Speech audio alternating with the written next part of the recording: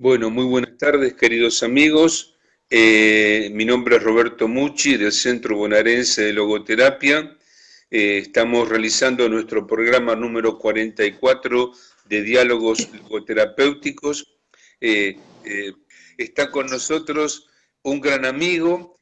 Para mí es un honor contar con su presencia.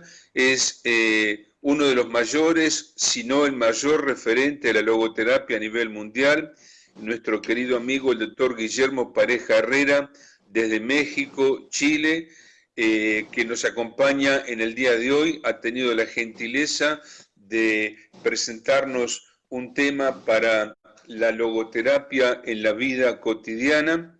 El doctor Guillermo Pareja Herrera es licenciado en filosofía con especialización en psicología, máster y doctor en desarrollo humano, autor de 10 libros, que ahora a continuación le vamos a preguntar acerca de los mismos y cómo poder ubicarlos, audiolibros, videos científicos y literarios, articulista en revistas especializadas, autor de Cartas del Desierto, docente y psicoterapeuta especializado en logoterapia y análisis existencial, y quizás el título más significativo, justamente con la proximidad al día de mañana, 20 de julio, Día Internacional de la Amistad.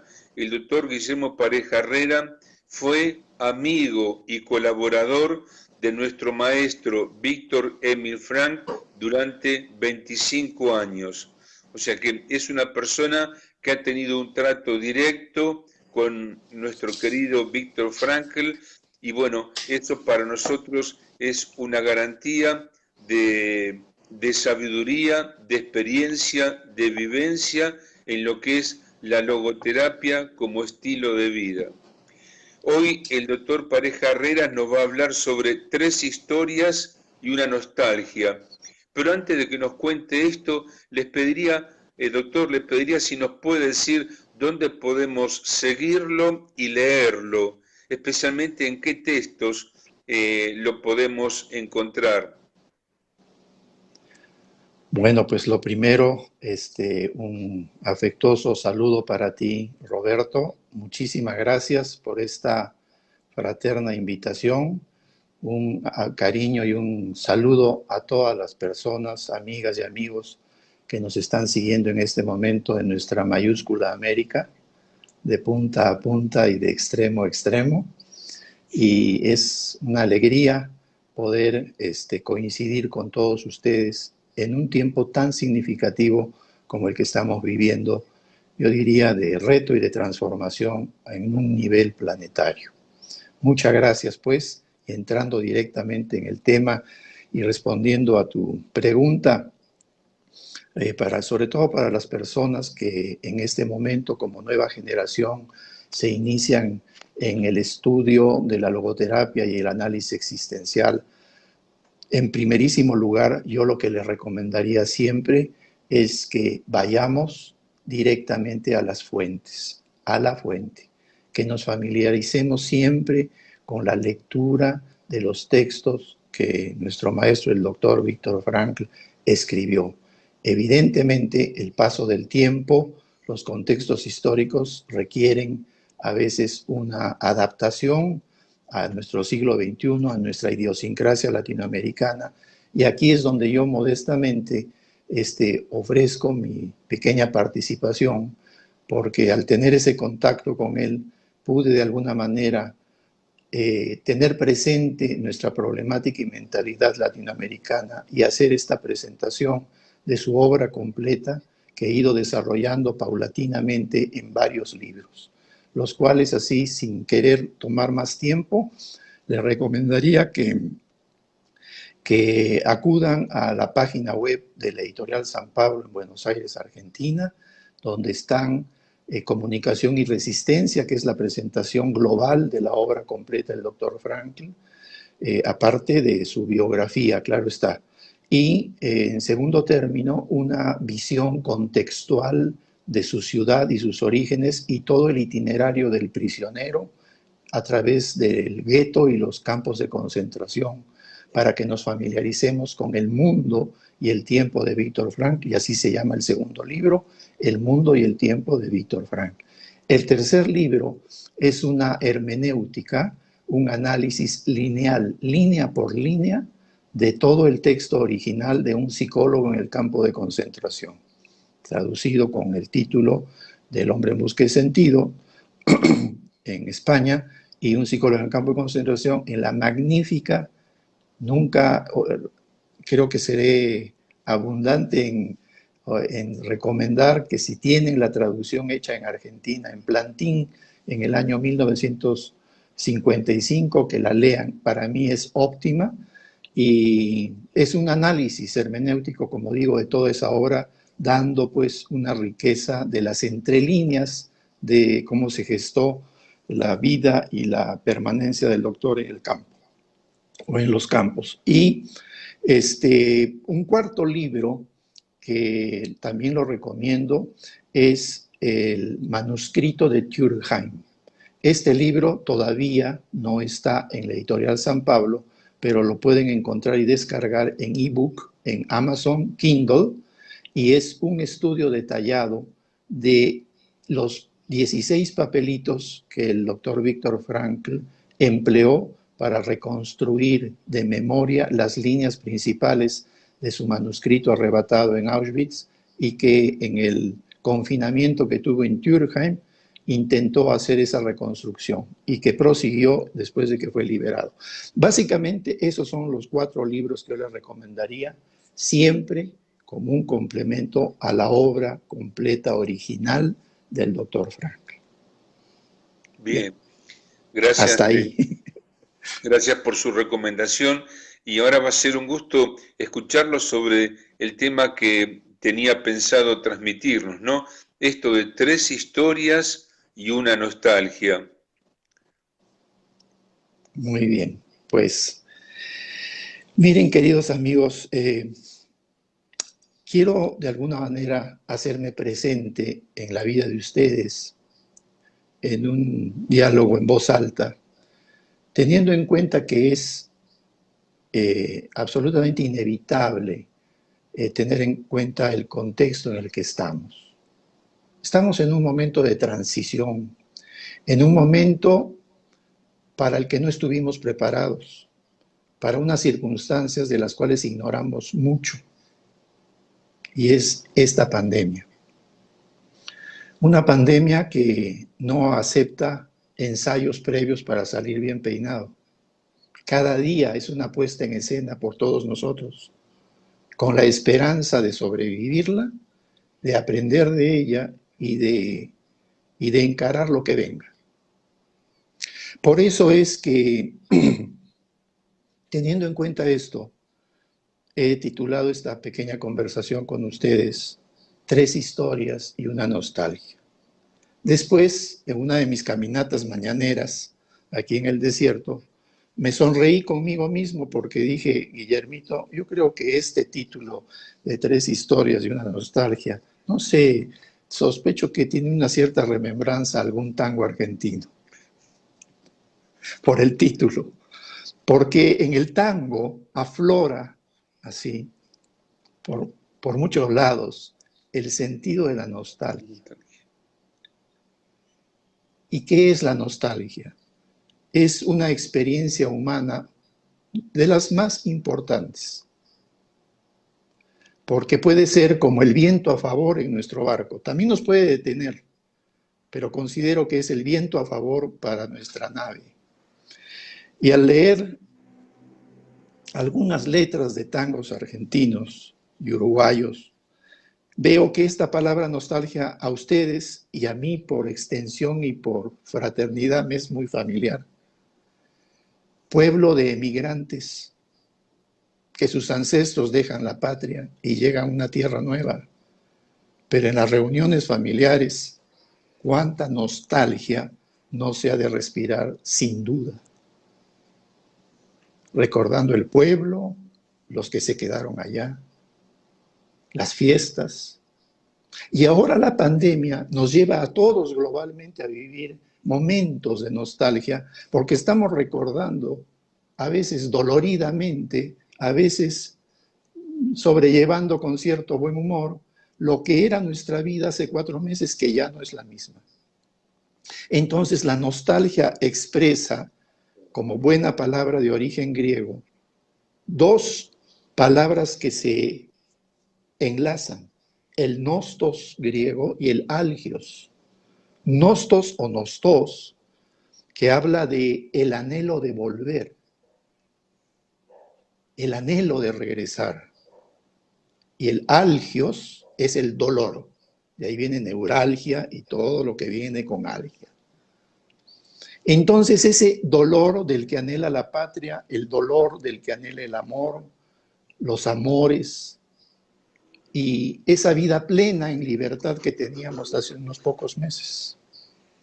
De subir, bajar, tomar el metro, el subte, irnos a la playa, al bosque, al bar, ver el fútbol en las pizzerías, ir con los abuelos, estar con los amigos, ir a dar nuestras clases, recibir a nuestros pacientes. Todo eso nos provoca nostalgia. No hay nostalgia sin dolor interior. Y el dolor varía de persona a persona. Cada ser humano es un emigrante en algún momento de su vida. Y cada uno de nosotros, por tanto, anida lugares íntimos de nostalgia. Lo digo por mí mismo. Llevo 45 años en México, muchos más de los que yo viví en Perú, muchos más de los que viví con mis padres y con mis hermanos. Pero como decía don Atahualpa Yupanqui, se podrán borrar los caminos, pero no se borra la querencia. Esa es la nostalgia. Entonces, queridos amigos, vamos a la primera historia. Es una tríada, algo familiar en el discurso de nuestro maestro, el doctor Frank, por extensión, la agonía, una tríada de historias.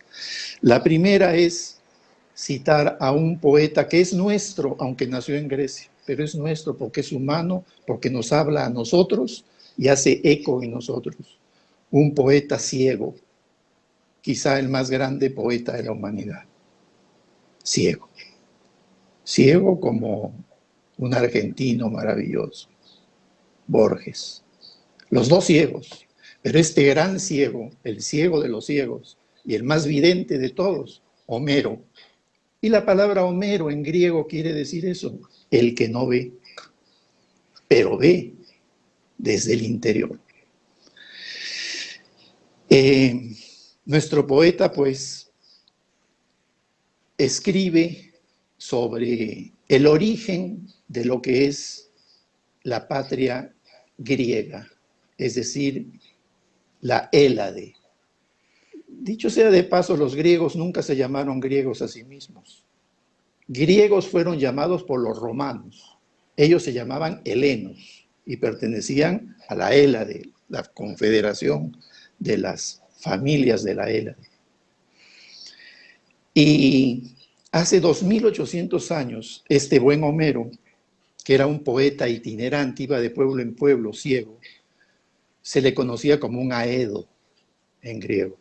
Y él cantaba de memoria la historia de ese pueblo, y en particular de Odiseo, el cual, con sus compañeros, se echó una aventura de 10 años para rescatar a una reina de Esparta que fue secuestrada por un jovencito que se enamoró de ella, estando ella casada con el rey Menelao, la rapta y se la lleva al reino de su padre, que era Troya. Y se la presenta a su padre Príamo y ahí dice, mira el trofeo que me he traído de Esparta. Pues esto desató una guerra feroz que duró 10 años y en la cual estuvo en primera línea Odiseo. Y Odiseo, junto con sus 50,000 compañeros griegos, pelean durante 10 años hasta que conquistan Troya, a través de ese artilugio pensado y diseñado por el mismo Odiseo, que sabemos pues que es el famoso caballo de Troya. Es premiado Odiseo y regresa con sus hombres a la patria que él dejó durante 10 años y por la cual sentía una profunda nostalgia, porque en su patria había dejado a su esposa jovencita, Penélope, y a su pequeño hijo recién nacido, Telémaco, además de su perro Argus. Pero lo que no sabía Odiseo es que esos 10 años se iban a convertir en 20, pues después de la guerra de Troya y haber vencido, inicia él un viaje de 10 años tormentosos, en los cuales pasa por 13 grandes aventuras, y una de ellas le lleva 8 años de cautiverio en una pequeña isla, la isla Calipso, donde tenía de todo, pero no tenía lo más querido, que era a Penélope y su hijo. Entonces, pues, esta experiencia de Odiseo ha quedado consignada en esta maravillosa obra, y en el canto quinto, permítanme que les lea un par de líneas de esta nostalgia de Odiseo. Y dice así el poeta ciego: nunca estaban sus ojos secos de lágrimas, y consumía su vida añorando su regreso, porque ya no le contentaba la vida en la isla y los placeres que le daba la ninfa Calipso. Durante los días encontraba momentos y, sentado en las rocas de la costa, desgarrando su ánimo con llantos, gemidos y pesares, escrutaba, anhelando una salida a través del mar estéril, compitiendo con él en lágrimas. Hasta aquí la historia de Odiseo, un hombre guerrero y que tiene este lado tan profundamente humano que ha quedado como referente para todos nosotros. Llega Odiseo finalmente a su querida Ítaca, y cuando él pensaba que ya todos sus venturas y sus desventuras habían quedado atrás, todavía le espera un combate feroz, encarnizado, con un grupo de pretendientes que querían casarse con Penélope, porque pues lo daban por muerto y decían: ya es nuestro tiempo. Y ya sabemos todo lo que hay alrededor de ese regreso de Odiseo. Pasemos ahora a la segunda historia. Curiosamente, es la historia de hace 75 años. Hace 75 años, precisamente en este mes de julio, se están cumpliendo 75 años de una cuarentena de 91 días, 3 meses y un poquito más, cuarentena de 91 días que el exprisionero 119.104 tuvo que soportar, a pesar de que ya era libre. ¿A qué me refiero? Me refiero a una parte de la biografía del doctor Viktor Frankl que es poco conocida.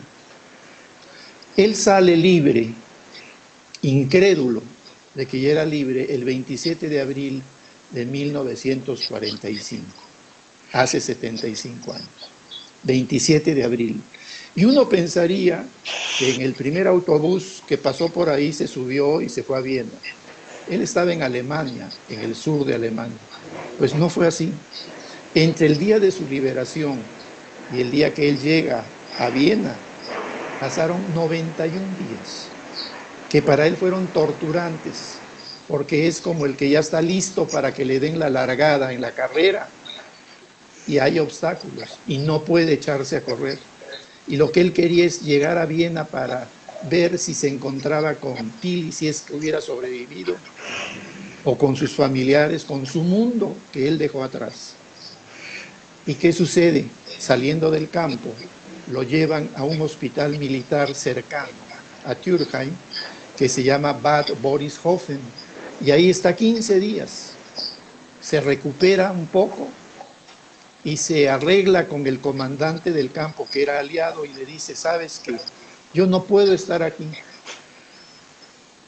Y al ver el estado de él, que más o menos ya estaba ligeramente recuperado, muy poco, le dice, vete, pero es bajo tu riesgo, porque ahorita no vas a poder llegar a Viena. Austria ha sido liberada de los nazis por los rusos y necesitas un salvoconducto y no te van a dejar entrar. Y efectivamente así fue. Deja el hospital de Bad Borishofen y se va a Múnich.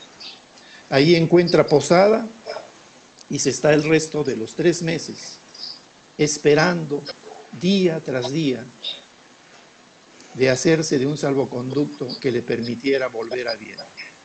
Pero no perdió el tiempo. En esa cuarentena de no conocer absolutamente a nadie, aunque ya era libre, se organizó en seguir reconstruyendo su manuscrito. Y hay algo muy interesante que nos dice del talante de este hombre dentro de su cuarentena.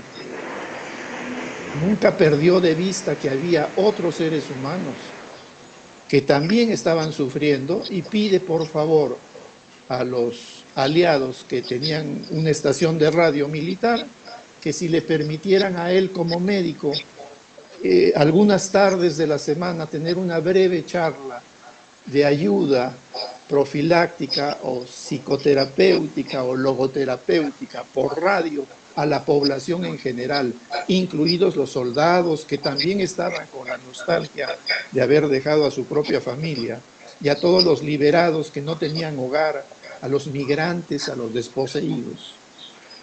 Y es la primera experiencia de transmisión en radio que él tiene. Y lo estamos recordando 75 años después en una transmisión de Facebook.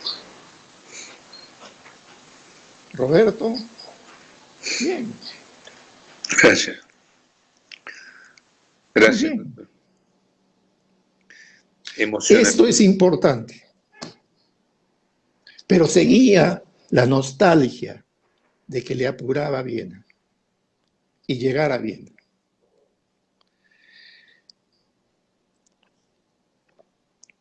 Quisiera compartir con ustedes que hay un texto en particular donde el doctor Frankl nos habla de su nostalgia.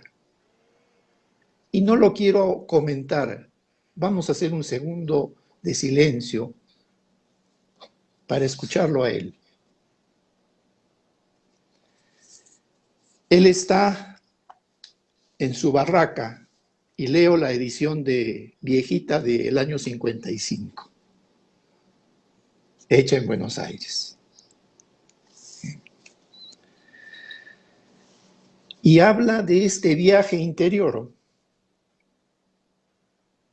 El viaje exterior no lo pueden hacer, están en Türkheim. Él habla de ese viaje interior y dice así: consciente de mi fantasía, veo abandonada a sí misma y la fantasía se ocupa una y otra vez de mis experiencias pasadas, pero no de las grandes experiencias, sino que con frecuencia las situaciones cotidianas, los casos o sucesos más insignificantes de su vida anterior suelen ser los objetos en torno a los cuales gira su pensamiento. En su dolorido recuerdo, aquellos se le presentan al preso como inundados de luz. de espaldas al ambiente y a la presente situación, refugiada en el pasado, la vida interna adquiere un sello particular. El mundo y la vida se desenfocan. El espíritu tiende anhelante hacia los actos mínimos. Se viaja en el tranvía. Ahí él está recordando sus propias experiencias en Viena antes del peregrinaje. Se viaja en el tranvía, se llega a casa, se abre la puerta, suena el teléfono, se levanta el auricular, se aprieta el conmutador eléctrico. Estos detalles, al parecer ridículos, son los que acaricia el preso en sus recuerdos de la vida pasada. Es más, el nostálgico recuerdo de esas pequeñas cosas llega a conmoverle hasta derramar lágrimas.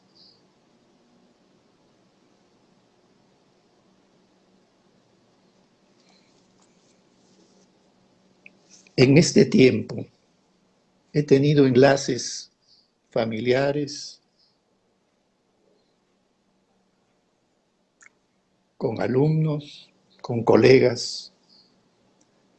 Y es interesantísimo ver que al final de la conversación se valora tanto el decir hasta que nos volvamos a tomar un café. O hasta que nos volvamos a dar un abrazo. Esta es la nostalgia del prisionero 119.104. Y curiosamente, dice, de pasar de esos recuerdos de situaciones tan sencillas y cotidianas, lo que aliviaba esa nostalgia, dice en la siguiente página, es el poder regalarnos la contemplación de la naturaleza, a la cual les dedica hermosísimas líneas cuando están en los bosques bávaros trabajando. Y creo que en este tiempo de pandemia, queridos amigos, en medio de toda esta situación cambiante que tenemos y desafiante, levantemos los ojos. El cielo sigue ahí. El cielo no está en pandemia, no está en cuarentena. Las noches estrelladas tampoco.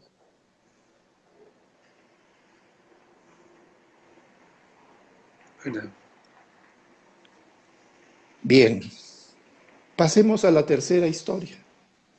Es historia porque está sucediendo todos los días y esto que acabo de decir, con lo que inicié esta conversación, ya es historia.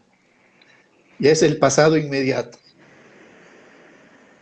Y a lo que me refiero es que hace 4 meses se declaró el confinamiento o cuarentena para toda nuestra mayúscula América, como medida pues para evitar y paliar esta pandemia del coronavirus 19. Una cuarentena que nos ha circunscrito a un tiempo y espacio muy reducido y que nos ha cambiado, como pues todos podemos atestiguar, nuestra vida familiar, laboral, educativa, de convivencia, y ha puesto de manifiesto nuestra fragilidad, la profunda fragilidad de nuestra vida, y al mismo tiempo nos da un mensaje de que esta pandemia es algo propio de nuestra especie humana. No es algo raro, porque cada especie viva tiene sus propias plagas, o como digo yo, cada especie en este planeta tiene sus propias pulgas. Hoy en la mañana le eché un poquito de medicamento, diríamos, a un naranjo que tengo en una maceta, que tiene su plaga de verano.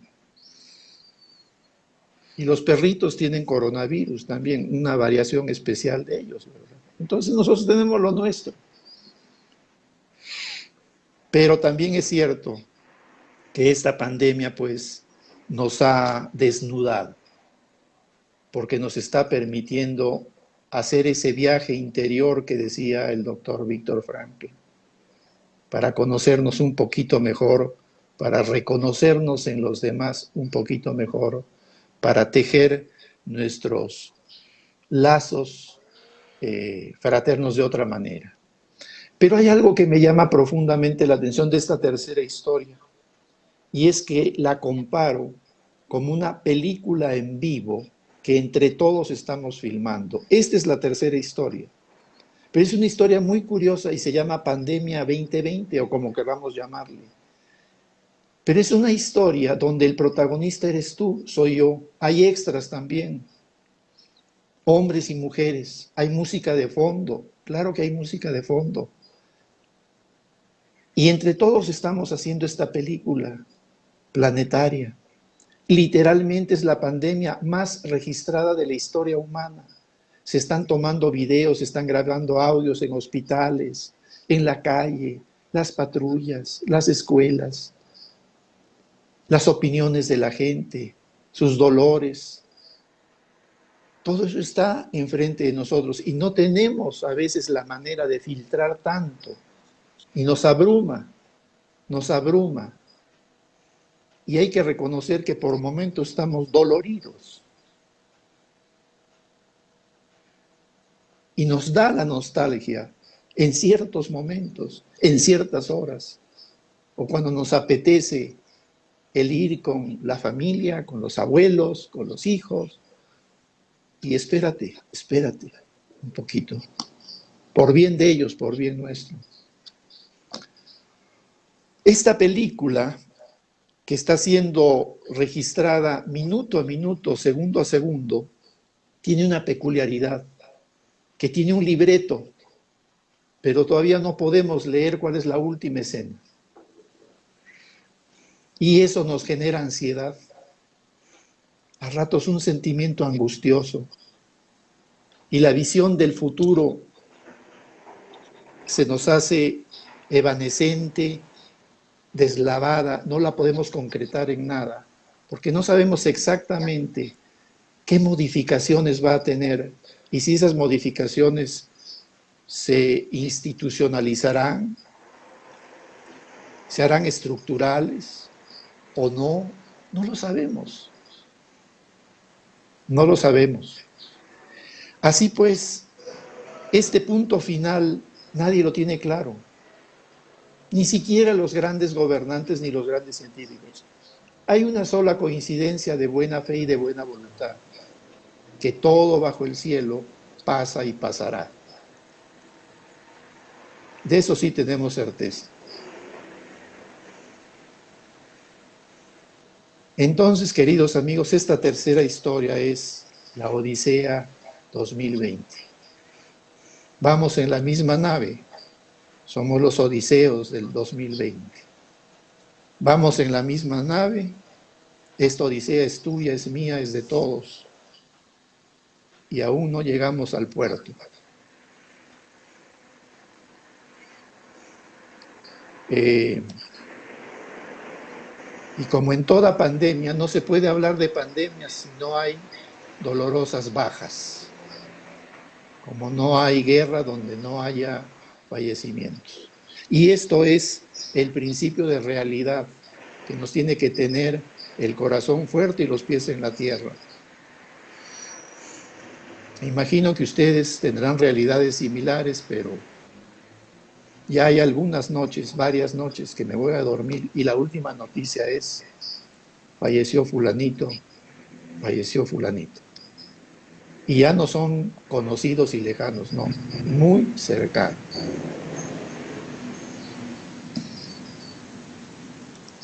La pregunta sería, pues, ¿cuáles son nuestras nostalgias en este momento? Muy parecidas a la de nuestro prisionero.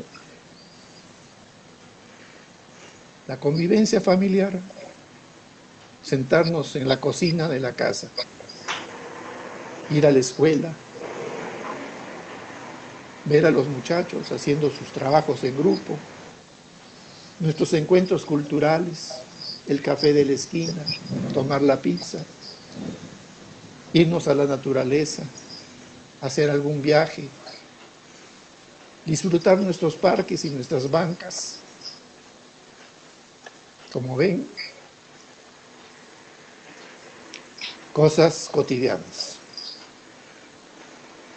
No anhelamos salir en el convertible ni estar en la pasarela. Quizá algunos sí. Yo creo que el común de los mortales, eso lo tenemos muy de lado. Es la vida diaria. Y la nostalgia, queridos amigos, para terminar, es una característica medular del ser humano.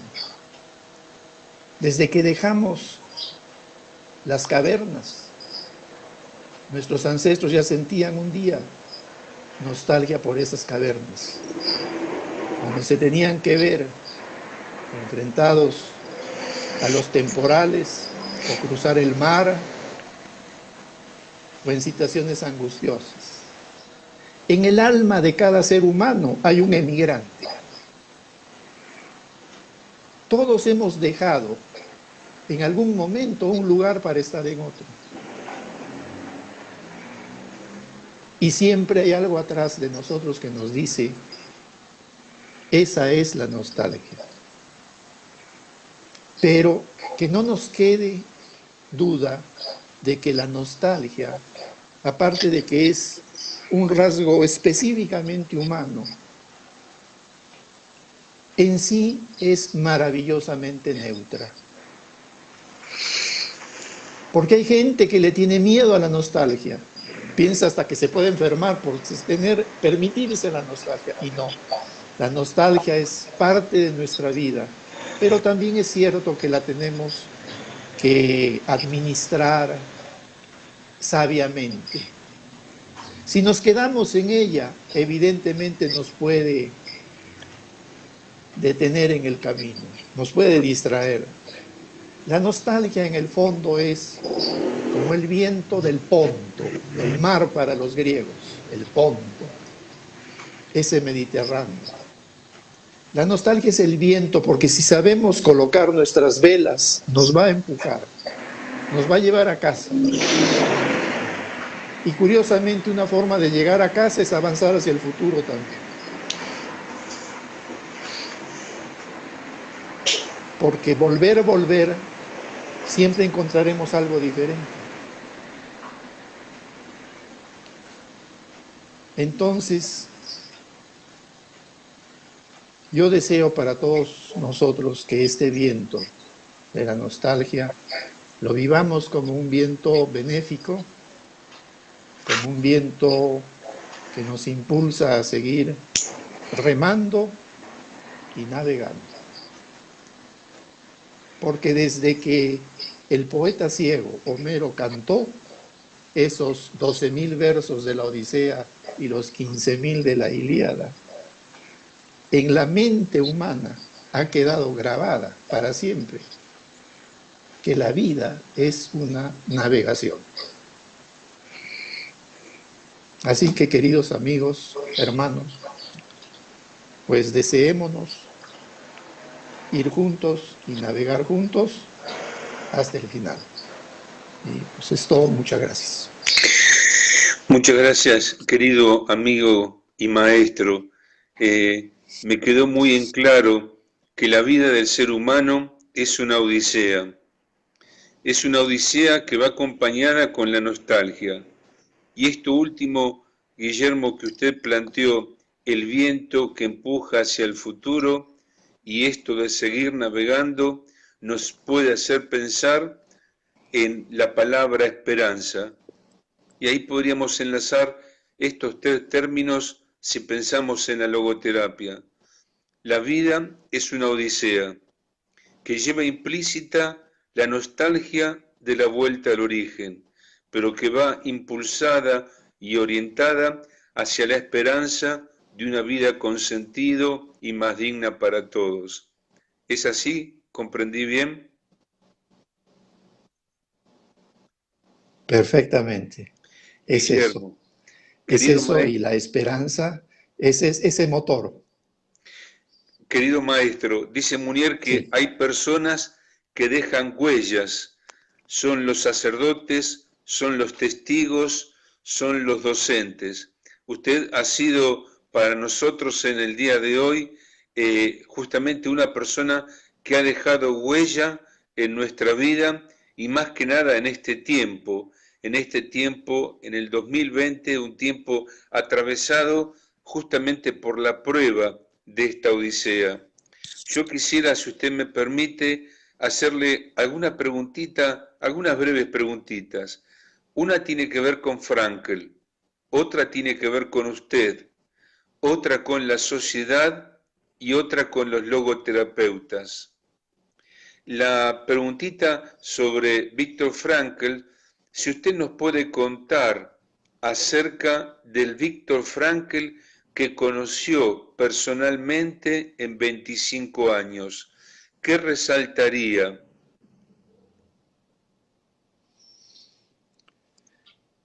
Qué, qué hermosa pregunta, porque cuando yo lo conocí, si le quitamos 25 años, yo era un muchachito en la universidad. Y creo que el acompañarnos en esa relación de maestro, discípulo y luego de amigos, me permitió, y ahora lo veo a la distancia, un proceso de maduración, donde los dos íbamos, como toda la humanidad, madurando en nuestro propio camino. Y en ese diálogo que tejíamos, que luego se hizo espléndido cuando tuve la oportunidad ya de estar en Viena con él en la reconstrucción de mi propio manuscrito, ahí me di cuenta de cómo este ser humano, sin proponérselo, en su cotidianidad, de sus detalles, de su manera de comunicarse, de convivir en esos días, yo lo puedo resumir de esta manera: su congruencia.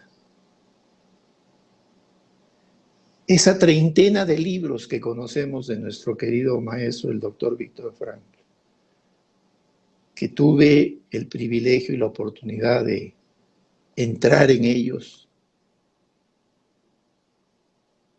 Después me quedaba viéndolo y decía, esto, con esto y esto, es lo mismo en él. Sentía como pensaba, pensaba como sentía y actuaba en congruencia.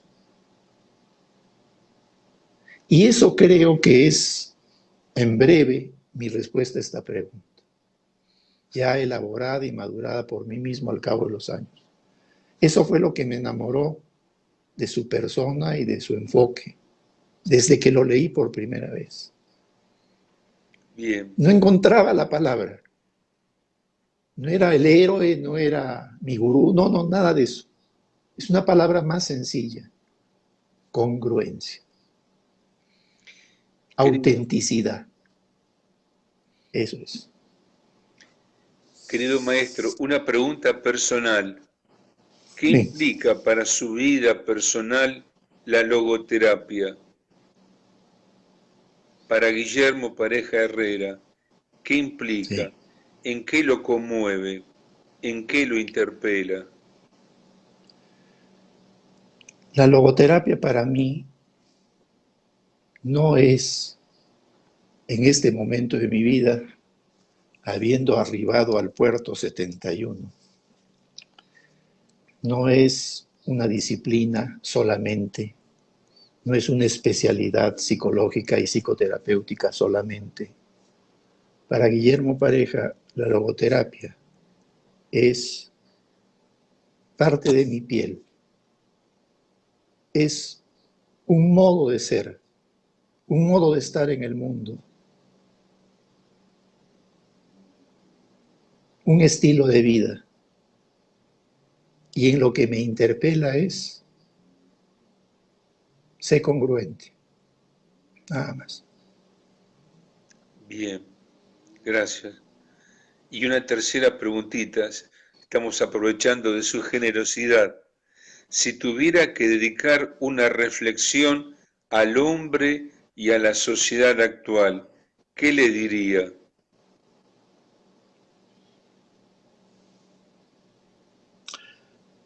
Algo que estoy rumiando en mi alma en estos últimos días.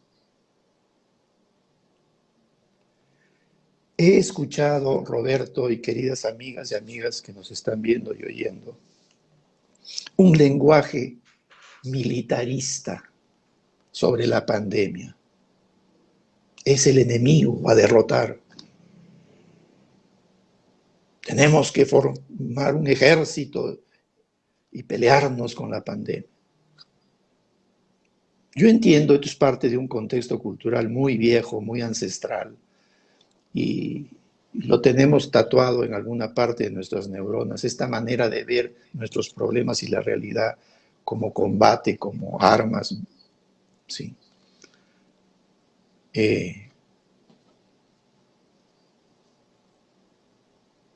Yo creo que algo que me impresiona mucho es que nos demos cuenta que esta pandemia del coronavirus 19 le está sucediendo a los humanos. El cielo no tiene pandemia ni tiene coronavirus. Los mares tampoco, los árboles tampoco. Solamente nosotros los humanos.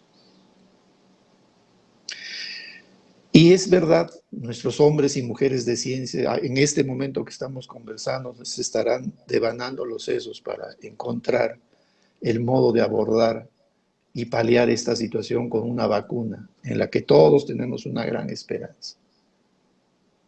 Pero mientras llegue esa vacuna, pareciera que todos le estamos apostando a la vacuna. Pero hay algo que está antes que las vacunas, y eso es desde que el ser humano estaba en este planeta. Cuidémonos, llevemos una vida sana. Nosotros que tenemos formación humanística, científica,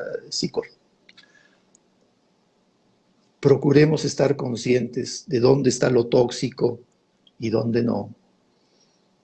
Ese manejo de nuestros estados de ansiedad y de angustia. Aparte de todas las prácticas sencillitas de la distancia social, tener una buena higiene, hacer una higiene también de nuestra mente todos los días, con un poquito de meditación, de ubicarnos, de aterrizar, para estar bien y poder estar bien para los demás. Esto es muy importante, que en el hecho de cuidarnos seamos trascendentes, no centrarnos en nosotros, yo me voy a cuidar, no, yo, Guillermo, me estoy cuidando para poder estar con ustedes conversando esta tarde, para mañana estar a las 7 de la mañana aquí, disponible. Es también por los otros y con los otros que necesitamos estar bien, pero no en un campo de batalla, ni pelearnos con nada. Simplemente pensar que desde que el ser humano apareció en este planeta, la vida sana nos cura. Esa es nuestra verdadera medicina. Y que está a nuestra disposición. Meditar, los creyentes orar, movernos, activarnos, compartir nuestros estados emocionales. Esa es una forma de sanarnos y curarnos. Canturrear, cantar un poquito. Esa es una forma de curarnos. No le apostemos todo a la medicina, pero bendita medicina. Hay que juntar todo. pero confiemos en que los recursos están dentro de nosotros para estar bien. El doctor Frankl, el prisionero, ¿qué nos decía? Él no tenía medicinas, no tenía ni siquiera una dieta humana.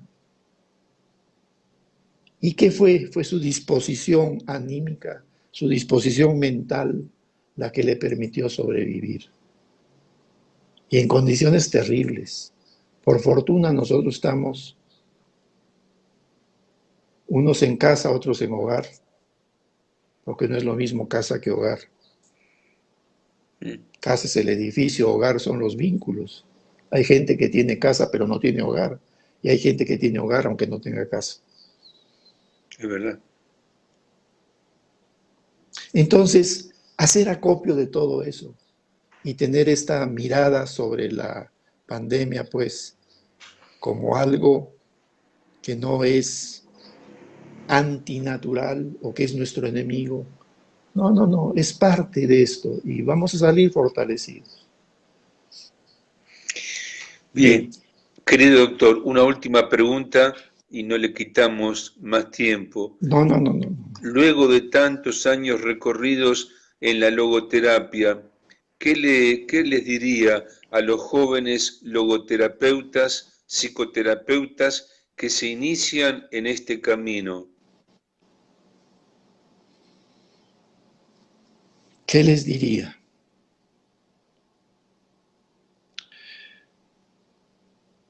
Lo que me dije yo, porque puedo hablar nada más de mi experiencia.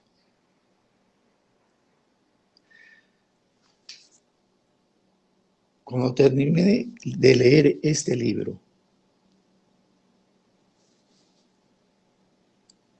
tuve una respuesta orgánica a la lectura de este libro.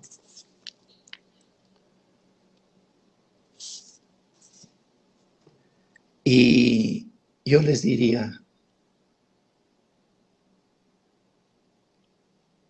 que tal vez su experiencia es distinta a la mía.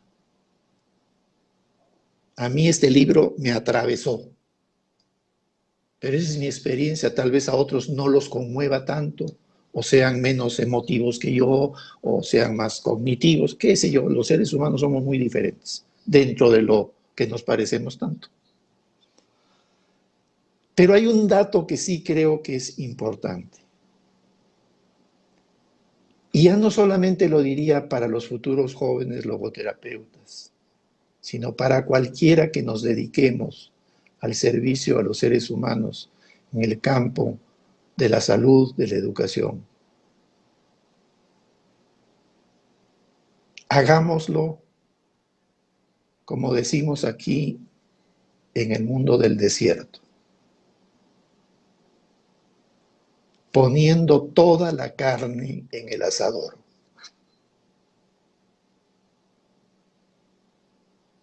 Bien, mi querido amigo y maestro, nos han escrito desde distintos países de América Latina. Es mucha la gente y se haría muy, muy extenso leer todos los saludos. Después los tiene como comentarios que nos han llegado no solo desde Argentina, sino desde México, Perú, desde Colombia, desde Brasil. Muchos son personas conocidas por usted, ¿verdad? Que lo han visto en los congresos, están manifestando la gratitud, ¿verdad? El afecto, la emoción que les ha provocado todo lo que nos ha contado en el día de hoy. Yo no quisiera retenerlo leyendo uno por uno, pero son muchos los que nos han escrito y nombrando los lugares, ¿verdad? Los países desde donde han llegado. Les pido perdón a los que nos han escrito, pero son tantos que sería imposible poder elegir algunos. Así que después, si usted los quiere leer, quedan guardados. Esta conversación queda guardada en Facebook y después la voy a subir a YouTube. Pero antes que nada, reitero la expresión, a mí me impactó mucho este filósofo francés del personalismo Mounier cuando habla de las personas que dejan huella. Y usted, ¿verdad? Realmente a lo largo de su vida, justamente ha hablado de la congruencia. Es otro referente como Víctor Frankl de lo que es la congruencia, la coherencia, la autenticidad de vida.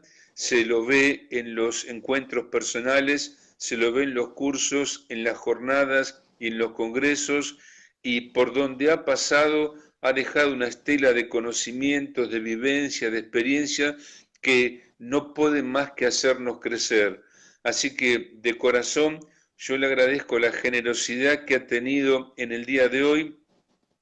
Sé que ha venido de perder una amistad en estos días.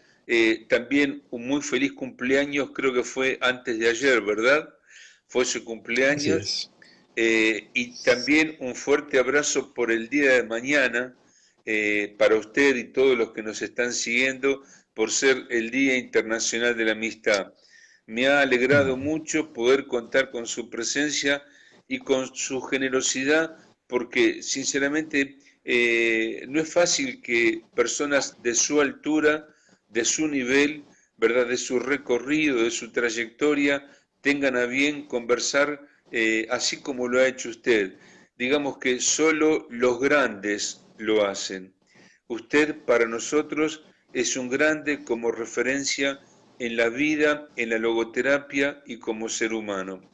Todos están escribiendo acerca de lo emotivo y valioso que fue escucharlo. Si tendría que resumir lo que nos están diciendo, hacen referencia a lo emotivo, ¿verdad? Y lo valioso que fue escucharlo en la tarde del día de hoy. Bueno, y ha dejado una enseñanza para nuestra vida. Le agradezco el compartir este espacio.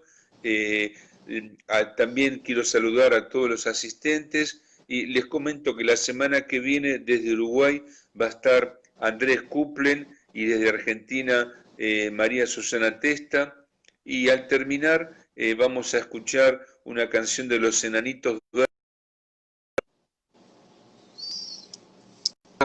La pondremos al final. Doctor, quisiera decir alguna Muy bien. palabra antes de irnos. Muchísimas gracias. Bueno, cerramos acá. Un gran saludo para usted y para todos los asistentes. Muy buen domingo, que Dios los bendiga, buena semana y hasta la semana próxima, Dios mediante. Gracias, querido amigo. Muy bien.